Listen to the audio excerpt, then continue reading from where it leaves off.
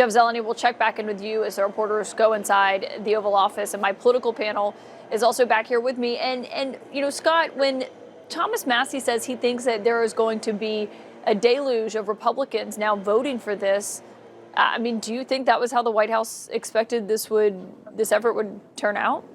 Look, I think they probably figure there's going to be a few that vote for it. I don't know how many, but some of them have made a big deal of it in their own campaigns, and I don't know how much their constituents actually care about it, but they do for some reason. So, yeah, I don't think it's going to be a huge shock if some Republicans vote for this. Of course, it's still got to pass the Senate, unlikely, and then it would have to be signed by the president, highly unlikely. So, I mean, this is kind of a futile exercise, I guess. I mean, ultimately, whatever documents come out. But then why is the White House fighting it so much? That's my question here, because I do agree with you. It might die in the Senate. So then why is the White House fighting it like they are? Because I think they believe that the time spent on this and that the Republicans who've bought into the Democratic tactics on this are ultimately hurting the president's agenda and hurting the overall Republican effort to change this country for the better. The president firmly believes this is nothing but a distraction tactic ginned up by Democrats who didn't care about this one bit until a couple of months ago. They didn't care about it when Joe Biden was the president. Now they care about it to try to tie up this presidency.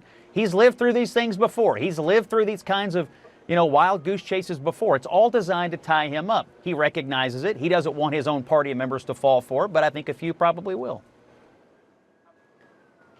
I think some people might dispute the wild goose chase part, just given obviously the victims that are at the heart of this and the survivors. No, regarding him, the Democratic allegation, it's thinly veiled, but the Democratic allegation is that Donald Trump did something untoward, unethical, or worse.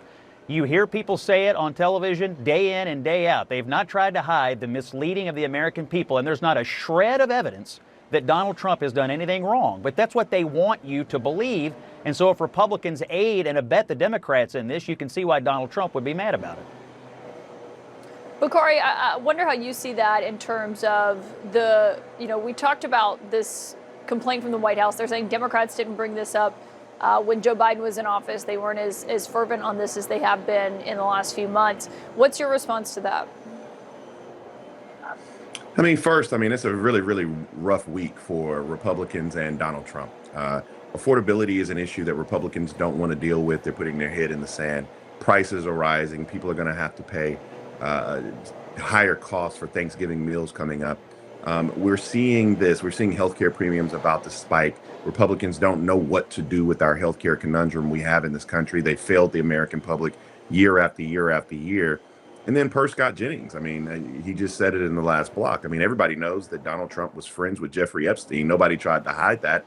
And so, yeah, you have to wear around your neck that you were friends with one of the most notorious pedophiles in the history of the country. And there is a trove of evidence that deals with his actions or inactions. And you said you were going to release him. And so now, dealing with the political issues, dealing with the sensationalized issues, he finds himself in a box. Yeah.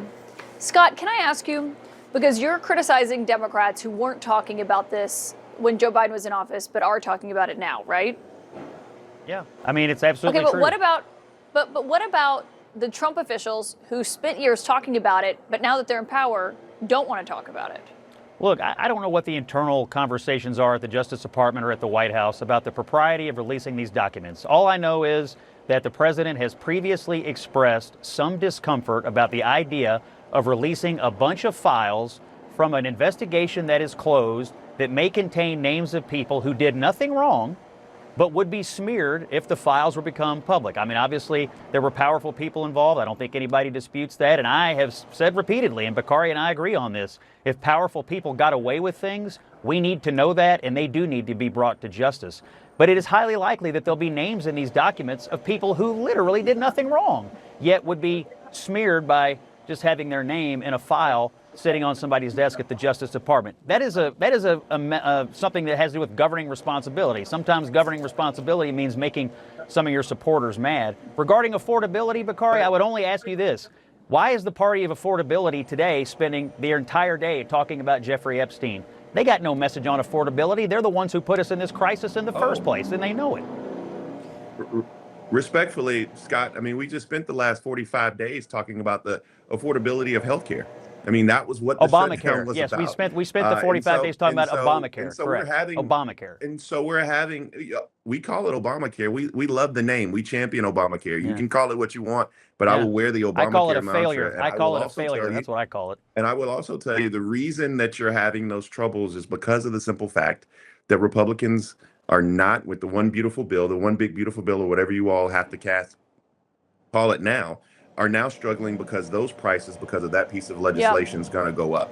And so, yeah, I just think that I think that right now Republicans are struggling to find their footing, and they have a president who palled around with someone who is now at the epicenter again of just disdain. I mean, nobody wants to talk about Jeffrey Epstein right now, who was friends with him, who aided and abetted him, released the trove. And I didn't hear Scott, my last point, Caitlin, I didn't hear Scott or anybody else when they released sensationalized, downright despicable things from the FBI about Martin Luther King Jr., right? When they released those files, they just said, release them all. Who cares?